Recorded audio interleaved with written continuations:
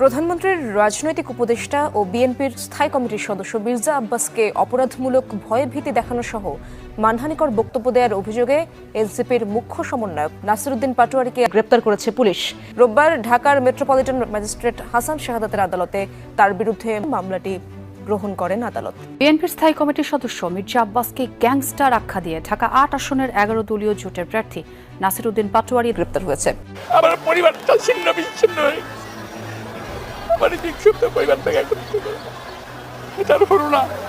ঢাকা ৮ আসনে কারচুপি করে জেতার মজা এখন হাড়ে হাড়ে টের পাচ্ছেন বিএনপির দাপুটে নেতা মির্জা আব্বাস। ঠিক এমনই বিস্ফোরক সব মন্তব্য করে সামাজিক যোগাযোগ মাধ্যমে হেসে লুটোপুটি খাচ্ছেন নেটিজেনরা। শুধু তাই নয়, সমালোচকদের দাবি আগে থেকে তো পাটোয়ারির হাড় জ্বালানো যন্ত্রণা ছিলই, তার উপর এখন হাদি ইস্যুও মির্জা আব্বাসের কাঁধে চড়ে বসেছে। তাই বেসামাল হয়ে বিএনপির এই বাঘা নেতা এখন জ্ঞান হারিয়ে সোজা হাসপাতালের বেডে গিয়ে পড়েছেন। তবে হাসপাতালের বেডে শুয়েও যেন মির্জা আব্বাসের কোনো রেহাই নেই। ঠিক এই গাড়াকলের মাঝেই মির্জা আব্বাসের কাটা গায়ে লাগাতার নুনের ছিটা দিচ্ছেন নাসিরউদ্দিন পাটোয়ারী। মির্জা আব্বাস রাজনীতির মঞ্চ থেকে সামাজিক মাধ্যম, এই নামটি এখন বহুল চর্চিত। কদিন আগেও প্রতিদ্বন্দ্বী রাজনৈতিক মহল থেকে তাকে লক্ষ্য করে ছোঁড়া হয়েছে অভিযোগের পাহাড় আর একের পর এক শব্দ বোমা। কিন্তু প্রশ্ন হলো, তিনি কেন বারবার টার্গেট হচ্ছেন? বাংলাদেশে বর্তমানে এমনও এমপি মন্ত্রী আছে যারা চাঁদাবাজি, লুটপাট এবং দুর্নীতিকে সমঝোতার নাম দিয়ে বৈধতার সার্টিফিকেট দিয়েছে, অথচ তারাও এতটাও অ্যাটাকের শিকার হয়নি যতটা অ্যাটাকের শিকার হয়েছে এই বিএনপির স্থায়ী কমিটির সদস্য মির্জা আব্বাস সাহেব। অথচ এই মির্জা আব্বাস সাহেব তিনি স্বচ্ছ রাজনীতির জন্য এবং বিএনপির রাজনীতির জন্য তিনি যুগের পর যুগ নিজের এবং পরিবারের পুরো জীবনকে রাজনীতির জন্য উৎসর্গ করে দিয়েছে, বিলিয়ে দিয়েছে। এমনকি আমরা স্বৈরাচার সরকারের সময় দেখেছি মির্জা আব্বাস এবং তার পরিবারকে সর্বোচ্চ পর্যায়ের নির্যাতনের শিকার হতে হয়েছে। এবং ২৬ সালের নির্বাচনের আগে ও পরে চাঁদাবাজি, লুটপাট, দুর্নীতি নিয়ে বিরোধী দলের এমনকি নাসিরউদ্দিন পাটোয়ারীর এই পরিমাণ অ্যাটাকের শিকার তিনি হয়েছেন যে তিনি হার্ট অ্যাটাক করে হাসপাতালে এখন মৃত্যুর সাথে পাঞ্জা লড়তেছেন। যেই কারণে এবার মির্জা আব্বাসকে ব্যক্তিগত অ্যাটাক ও সাইবার বুলিংয়ের অপরাধে এবার হাতে নাতে ধরা পড়েছে নাসিরউদ্দিন পাটোয়ারী। দর্শক, এ বিষয়ের কিছু অংশ ভিডিওর শুরুতে শিরোনামে আপনারা দেখেছেন, বিস্তারিত দেখবেন পুরো ভিডিও জুড়ে। এ বিষয়গুলো দেখার পূর্বে আপনাদের একটা অনুরোধ করব, যারা আমাদের চ্যানেলে নতুন আসছেন চ্যানেলটি সাবস্ক্রাইব করে অল ক্লিক করে বেল আইকনটি চালু করে দিবেন। দর্শক, চলুন আমরা দেখব যে এবার মির্জা আব্বাসকে ব্যক্তিগত আক্রমণ ও সাইবার বুলিংয়ের অপরাধে যে নাসিরউদ্দিন পাটোয়ারী সে এবার হাতে নাতে ধরা পড়েছে সেটা আমরা দেখব। সেটা দেখার পূর্বে চলুন প্রথমে আমরা একটু দেখে আসি যে স্বচ্ছ রাজনীতি এবং বিএনপির রাজনীতির জন্য মির্জা আব্বাস এবং তার পরিবার কি কি করেছে এই পর্যন্ত। তো সেটা আমরা প্রথমে কিছু অংশ দেখে এরপর ওই বিষয়টা দেখব। ধৈর্য ধরে একটা লাইক দিয়ে ভিডিওটি শেষ পর্যন্ত দেখতে থাকুন। ঢাকার রাজনীতি যারা কাছ থেকে দেখেছেন তারা জানেন মির্জা আব্বাস শুধু একজন রাজনীতিবিদ নন, বরং একটি রাজনৈতিক ধারার প্রতিনিধিত্ব করেন। প্রায় 5 দশক ধরে ঢাকার কিছু এলাকায় তার পরিবারের সামাজিক ও রাজনৈতিক প্রভাব এতটাই গভীর যে সেই প্রভাবকে স্থানীয় রাজনীতি থেকে আলাদা করে কল্পনা করা কঠিন। ইতিহাসের ধারাবাহিকতায় ধরলে এই সম্পর্ক প্রায় 100 বছরের সামাজিক উপস্থিতির সঙ্গে জড়িয়ে আছে। 80 এবং 90-এর দশকে ঢাকার রাজনীতিতে বিএনপি বলতে দুটি নাম প্রায় অবিচ্ছেদ্য ছিল, মির্জা আব্বাস এবং সাদেক হোসেন খোকা। আওয়ামী লীগের শক্তিশালী রাজনৈতিক উপস্থিতির বিরুদ্ধে বিএনপির রাজনীতিকে টিকিয়ে রাখতে এই দুই নেতার ভূমিকা ছিল অত্যন্ত গুরুত্বপূর্ণ। জেল, মামলা, হামলা সবকিছুর মধ্যেও তারা ঢাকার রাজনীতিকে সংগঠিত রেখেছিলেন। দর্শক, মির্জা আব্বাস কেন প্রতিদ্বন্দ্বীদের লক্ষ্য, সেই আলোচনায় যাওয়ার আগে ঢাকার পুরনো দিনের রাজনীতির দিকে একটু নজর দিতে চাই। সামরিক শাসক এরশাদ পতনের আন্দোলনে ঢাকার প্রতিটি অলিতে গলিতে বিএনপির অবস্থান শক্ত করার মূল কারিগর ছিলেন এই দুই নেতা। মির্জা আব্বাস তখন ছিলেন অবিভক্ত ঢাকা মহানগর যুব দলের সভাপতি। তিনি ঢাকার স্থানীয় যুবকদের সংগঠিত করে একটি শক্তিশালী স্বেচ্ছাসেবক এবং কর্মী বাহিনী গড়ে তোলেন, যা এরশাদের পেটোয়া বাহিনী এবং পুলিশের বিরুদ্ধে রাজপথে ঢাল হিসেবে কাজ করত। অন্যদিকে সাদেক হোসেন খোকা তার বলিষ্ঠ এবং আপোষহীন নেতৃত্বের মাধ্যমে ঢাকার সাধারণ মানুষকে আন্দোলনের সঙ্গে সম্পৃক্ত করতে সক্ষম হন। এরশাদ সরকার যখন ঢাকার প্রধান সড়কগুলোতে কারফিউ বা 144 ধারা জারি করত, তখন মির্জা আব্বাস ও খোকা ছোট ছোট গলির ভেতর থেকে মিছিল বের করে রাজপথ দখল করে নিতেন। বিশেষ করে পুরান ঢাকা এবং দক্ষিণ ঢাকার এলাকাগুলোতে তাদের একচ্ছত্র আধিপত্য ছিল। তারা ঢাকাকে এমনভাবে অবরুদ্ধ করে রাখতেন যে প্রশাসনের পক্ষে আন্দোলন দমন করা কঠিন হয়ে পড়ত। তাদের এই কৌশলী অবস্থানের কারণেই কেন্দ্র থেকে খালেদা জিয়া খুব সহজে আন্দোলনের ডাক দিয়ে তা সফল করতে পারতেন। তৎকালীন রাজনীতিতে মির্জা আব্বাস এবং সাদেক হোসেন খোকার মধ্যে একটি সুস্থ সাংগঠনিক প্রতিযোগিতা ছিল। এই প্রতিযোগিতার ফলে বিএনপির কর্মী সংখ্যা উত্তরোত্তর বৃদ্ধি পায়। একদিকে শাহজাহানপুর মতিঝিল এলাকায় আব্বাসের প্রভাব, অন্যদিকে সূত্রাপুর কোতোয়ালি এলাকায় খোকার জনপ্রিয়তা ঢাকাকে বিএনপির অজেয় ঘাঁটিতে পরিণত করে। 1991 সালের নির্বাচনে যখন বিএনপি জয়লাভ করে, তখন ঢাকার প্রায় সব কটি আসন তাদের দখলে থাকার পেছনে এই দুই নেতার মাঠ পর্যায়ের পরিশ্রমই ছিল প্রধান কারণ। এরশাদ বিরোধী আন্দোলনের সময় এই দুই নেতাই বহুবার কারাবরণ করেছেন এবং নির্যাতনের শিকার হয়েছেন, কিন্তু তারা আপোষ করেননি। তাদের এই ত্যাগ কর্মীদের মধ্যে এক ধরনের বাড়তি অনুপ্রেরণা যোগাত। তাদের ব্যক্তিগত জনপ্রিয়তা এতটাই তুঙ্গে ছিল যে তারা কেবল দলের নেতা নয়, বরং ঢাকার স্থানীয় অভিভাবক হিসেবে জনগণের কাছে পরিচিতি পান।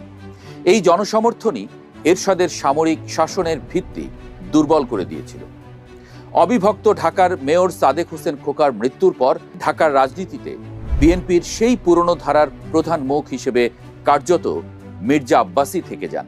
শহীদ প্রেসিডেন্ট জিয়াউর রহমান থেকে শুরু করে 3 বারের সাবেক প্রধানমন্ত্রী বেগম খালেদা জিয়া এবং বর্তমান দলের চেয়ারম্যান তারেক রহমান, জিয়া পরিবারের 3 প্রধানের নেতৃত্বের সঙ্গেই ঘনিষ্ঠভাবে কাজ করেছেন মির্জা আব্বাস। অনেকেই তাকে দলের একটি ভ্যানগার্ড চরিত্র বলেই মনে করেন, যিনি রাজনৈতিক সংঘর্ষের সময় সামনে থেকে নেতৃত্ব দিয়েছেন। 2001 সালের 13 ফেব্রুয়ারির একটি ঘটনা আজও ঢাকার রাজনীতির আলোচিত অধ্যায়। সে সময় বিরোধী দলের একটি মিছিলের নেতৃত্ব দিচ্ছিলেন মির্জা আব্বাস। অভিযোগ রয়েছে আওয়ামী লীগের তৎকালীন 2 এমপি HBM ইকবাল ও নূরনবী চৌধুরী শাওনের নেতৃত্বে সেই মিছিলে গুলি চালানো হয়। এতে বিএনপির 4 কর্মী নিহত হন। পরদিন প্রায় সব পত্রিকার প্রথম পাতায় প্রকাশিত হয় সেই সংঘর্ষের ছবি। একদিকে মিছিল নিয়ে এগিয়ে যাচ্ছেন মির্জা আব্বাস, অন্যদিকে অস্ত্র হাতে গুলি ছোঁড়ার দৃশ্য। এই ঘটনাগুলোই তাকে বিএনপির রাজনীতিতে সংঘর্ষের পরীক্ষিত নেতা হিসেবে প্রতিষ্ঠা দেয়। 2008 সালের পর দীর্ঘ সময় ধরে রাজনৈতিক দমন পীড়নের সময়টিও তার জীবনের গুরুত্বপূর্ণ অধ্যায়। কখনো কারাগারে, কখনো মামলার চাপে প্রায় 1 দশকের বেশি সময় তিনি সক্রিয় রাজনীতির বাইরে থাকতে বাধ্য হন, কিন্তু দলীয় অবস্থান থেকে তিনি কখনো সরে যাননি। ঢাকার রাজনীতিতে মির্জা আব্বাসের আরেকটি শক্তি তার সামাজিক ও অর্থনৈতিক ভিত্তি। তিনি মূলত শাহজাহানপুর এলাকার আদি বাসিন্দা, একটি জমিদার ধর্মী বা ল্যান্ডেড জেন্ট্রি পরিবারের সন্তান। ঢাকার বিস্তারের সঙ্গে সঙ্গে এই পরিবারের জমির মূল্যও বহুগুণ বৃদ্ধি পায়, ফলে স্থানীয় সমাজে তাদের প্রভাব আরও দৃশ্যমান হয়ে ওঠে। এই কারণে অনেক বিশ্লেষকের মতে ঢাকার রাজনীতিতে মির্জা আব্বাস কেবল একটি রাজনৈতিক পরিচয়ের নাম নয়, বরং একটি সামাজিক শক্তিরও প্রতীক। এর সঙ্গে যুক্ত হয়েছে আর্থিক প্রভাবের বিষয়টিও। মির্জা আব্বাসের উল্লেখযোগ্য অংশীদারিত্ব রয়েছে ঢাকা ব্যাংকে। দেশের বেসরকারি ব্যাংকিং খাতে এটিকে তুলনামূলকভাবে স্থিতিশীল ও স্বচ্ছ ব্যবস্থাপনার একটি প্রতিষ্ঠান হিসেবে ধরা হয়। রাজনৈতিক পরিবর্তনের সময়েও এই প্রতিষ্ঠানের স্থিতিশীলতা বজায় ছিল, যা তার অর্থনৈতিক প্রভাবের আরেকটি দিক তুলে ধরে। তবে সাম্প্রতিক সময়ের উত্তেজনা শুরু হয় 24-এর গণ অভ্যুত্থানের পর রাজনৈতিক বাস্তবতা পাল্টে যাওয়ার প্রেক্ষাপটে। 5 আগস্টের পর থেকে একটি মহল তাকে ঘিরে নানা ধরনের অপপ্রচার শুরু করে। এমন কথাও ছড়ানো হয় যে তিনি হয়তো নিজের দল থেকেই মনোনয়ন নাও পেতে পারেন। নির্বাচনী এলাকা পুনর্বিন্যাসের পর তার স্ত্রী আফরোজা আব্বাস একটি আসনে শক্তিশালী প্রার্থী হিসেবে বিবেচিত হলেও বিএনপির এক পরিবারে একাধিক মনোনয়ন নয় নীতির কারণে তাকে মনোনয়ন দেওয়া হয়নি। কিন্তু আশ্চর্যের বিষয়, এই সিদ্ধান্ত নিয়েও মির্জা আব্বাসের পক্ষ থেকে কোনো প্রকাশ্য অসন্তোষ দেখা যায়নি। এরপর একাধিক ঘটনা ঘিরে তাকে রাজনৈতিকভাবে কোণঠাসা করার চেষ্টা হয়েছে বলে অভিযোগ রয়েছে।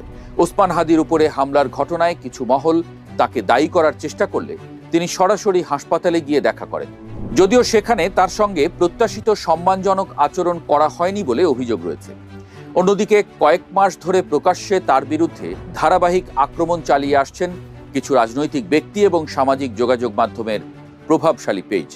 রাজনীতিতে প্রশ্ন উঠছে, মির্জা আব্বাসকে ঘিরে এই ধারাবাহিক আক্রমণের কারণ কি? রাজনৈতিক বিশ্লেষকদের মতে এর উত্তর খুঁজতে হলে ঢাকার ক্ষমতার রাজনীতিকে বুঝতে হবে। ঢাকার রাজনীতিতে যেসব নেতা, সংগঠন, অর্থনৈতিক শক্তি এবং জনভিত্তি এই তিনটি শক্তিকে একসঙ্গে ধারণ করেন, তারা স্বাভাবিকভাবেই রাজনৈতিক প্রতিদ্বন্দ্বীদের জন্য বড় চ্যালেঞ্জ হয়ে ওঠে। মির্জা আব্বাসকে অনেকেই ঠিক এমন একটি এক্স ফ্যাক্টর হিসেবে দেখেন, কারণ তার রয়েছে তিনটি বড় শক্তি। প্রথমত, দীর্ঘ রাজনৈতিক অভিজ্ঞতা, সংগঠনগত নিয়ন্ত্রণ।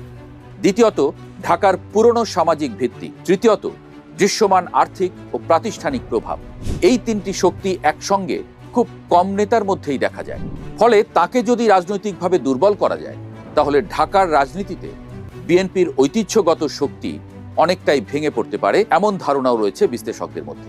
অনেকে মনে করেন তাকে লক্ষ্য করে চলা এই প্রচার যদি সফল হয়, তবে ভবিষ্যতে লক্ষ্যবস্তুতে পরিণত হতে পারেন সাদেক হোসেন খোকার পুত্র ইশরাক হোসেনের মতো নতুন প্রজন্মের নেতারাও। সব মিলিয়ে বলা যায়, মির্জা আব্বাসকে ঘিরে বর্তমান বিতর্ক কেবল একজন নেতাকে নিয়ে নয়, এটি ঢাকার রাজনৈতিক ক্ষমতার ভারসাম্য, পুরনো প্রভাবশালী নেতৃত্ব এবং নতুন রাজনৈতিক শক্তির প্রতিযোগিতার একটি প্রতিফলনও বটে। আর সেই কারণেই মির্জা আব্বাস এখন শুধু একজন অসুস্থ রাজনীতিবিদ নন, তিনি হয়ে উঠেছেন ঢাকার রাজনীতির একটি বড় রাজনৈতিক সমীকরণের কেন্দ্রবিন্দু। এখন এই পরাশক্তিকে কোনোভাবে সাইডলাইনে রাখতে পারলে রাজধানীর রাজপথে নতুন পরাশক্তির উত্থান হবে। আর রাজনীতির নিয়মই এটা, এখানে কোনো অনৈতিকতা নেই, অসততা নেই। কারণ দাবা বোর্ডে সময়ে সময়ে তো গুটির পরিবর্তন হতেই পারে, রাজনীতির মঞ্চও তাই। আজ যে মসনদে, কাল সে নাও থাকতে পারে। আর রাজনীতিতে শূন্যস্থান বলে কিছু নেই, পূরণ সময়ই করে দেবে। বিএনপির স্থায়ী কমিটির সদস্য মির্জা আব্বাস তিনি অসুস্থ হওয়ার পরে বিভিন্ন জায়গা থেকে বিভিন্ন রকমের কথা উঠেছে। বিশেষ করে এই যে তিনি অসুস্থ হয়েছেন, এর পিছনে কে দায়ী, কারা দায়ী, কী কারণে তিনি অসুস্থ হয়েছেন, এই বিষয় নিয়ে কিন্তু ব্যাপক আলোচনা চলেছে। এবং অনেকেই এ কারণে নাসিরউদ্দিন পাটোয়ারি সহ এই যে ওসমান হাদির অপরাধীদেরকে গ্রেফতার করা সহ বিভিন্ন ইস্যুকে দায়ী করছেন। অথচ এই মির্জা আব্বাসের সন্তান তিনি মিডিয়ায় স্পষ্টভাবে জানিয়েছেন যে তিনি এরকম ধরনের কোনো ব্যক্তিগত অ্যাটাকের কারণে বা ওসমান হাদির ইস্যু বা এরকম কোনো ইস্যুতে এরকম কোনো কারণে তিনি এই অসুস্থ হননি। তিনি স্বাভাবিকভাবে শারীরিকভাবে তিনি অসুস্থ হয়েছে এবং তার জন্য সকলের কাছে দোয়া চেয়েছেন। এমনকি আমরা দেখেছি যে মির্জা আব্বাস তিনি অসুস্থ হওয়ার পরে কিন্তু নাসিরউদ্দিন পাটোয়ারি তিনি মির্জা আব্বাসের জন্য দোয়া চেয়েছেন যে মির্জা আব্বাস বর্ষিয়ান রাজনীতিবিদ, তিনি অসুস্থ, তার জন্য সকলে দোয়া করবেন, তিনি যেন সুস্থ হয়ে ফিরে আসেন। এরকম কিন্তু নাসিরউদ্দিন পাটোয়ারি তিনি দোয়া করেছেন। আর মির্জা আব্বাস বা বিএনপির কোনো লোক এই ওসমান হাদিকে মেরে ফেলার ইস্যুতে কোনোভাবে জড়িত নয়, এটা তো তদন্ত সংস্থার পক্ষ থেকে ইতিমধ্যেই ঘোষণা দেওয়া হয়েছে। সুতরাং এই বিষয় নিয়ে তো নতুন করে কোনো চাপ নেওয়ার কোনো প্রশ্নই ওঠে না। এবং যিনি বর্তমানে একজন রানিং এমপি এবং মন্ত্রী, তিনি কেন এই বিষয় নিয়ে চিন্তিত হবেন? এরপরে আসেন যে এই যে নাসিরউদ্দিন পাটোয়ারি, তিনি আমরা দেখেছি যে নির্বাচনের আগে এবং পরে তিনি নির্বাচনের আগেও বলেছেন যে যদি আমি নির্বাচিত নাও হই তারপরেও মির্জা আব্বাসদের ঘুম হারাম করে দেব। এইটা একটা পলিটিক্স জিনিসটাই এমন যে একজন আরেকজনের বিরুদ্ধে অভিযোগ তুলবে এবং এর মাধ্যমে সে আরও উপরে উঠবে। এই মির্জা আব্বাসের বিরোধী যে সমস্ত লোকজন, তো যখনই নাসিরউদ্দিন পাটোয়ারি মির্জা আব্বাসকে চাঁদাবাজি বা লুটপাট বা দুর্নীতিবাজ বলে যখনই আখ্যা দেন, তখনই কিন্তু মির্জা আব্বাসের বিরোধী যে সমস্ত লোকজন বা বিএনপির বিরোধী লোকজন, তো তাদের কিন্তু একটা সাপোর্ট বা সমর্থন এই নাসিরউদ্দিন পাটোয়ারি তিনি পেয়ে যান। এটা একটা পলিটিক্স। তো এই পলিটিক্স এরা ভালো করে বোঝে, যেই কারণে কিন্তু মির্জা আব্বাসকে নিয়ে এত কথা, এত কিছু, সারাদিন সকাল থেকে সন্ধ্যা ট্রোলের উপরে থাকতো মানুষ। এর মাধ্যমে সবথেকে বড় কথা হচ্ছে যে বিনোদন পেত। সবথেকে বড় কথা যে মানুষ এর মাধ্যমে একটা বিনোদন পেত, কারণ প্রকাশ্যে এইভাবে এত বড় একজন বর্ষিয়ান রাজনীতিবিদ এবং এমপি মন্ত্রী, তার বিরুদ্ধে এরকম কথা বলার সাহস তো সবাই পায় না। তো যেই কারণে কিন্তু মানুষ এর মাধ্যমে বিনোদনও পেত, আবার এর মাধ্যমে কিন্তু পলিটিক্স করতো নাসিরউদ্দিন পাটোয়ারি, যেই বিষয়টা রাজনীতিতে অ্যাভেলেবেল হয়ে থাকে। তো এটা আসলে এমন কিছু না যে যেই কারণে নাসিরউদ্দিন পাটোয়ারির এই অ্যাটাকের কারণে তিনি অসুস্থ হয়েছেন, এরকম অনেকেই এখন দাবি তুলছেন বা অনেকেই বলছেন, যেটার কোনো বাস্তবত ভিত্তি নাই। তো যাই হোক দর্শক, এই বিষয়ে আপনার মতামত কি সেটা কমেন্ট সেকশনে জানাতে পারেন। ভালো থাকবেন, সুস্থ থাকবেন, দেখা হবে নতুন কোনো ভিডিওতে, কথা হবে নতুন কোনো বিষয়। আজকে পর্যন্তই, আসসালামু আলাইকুম রহমতুল্লাহ।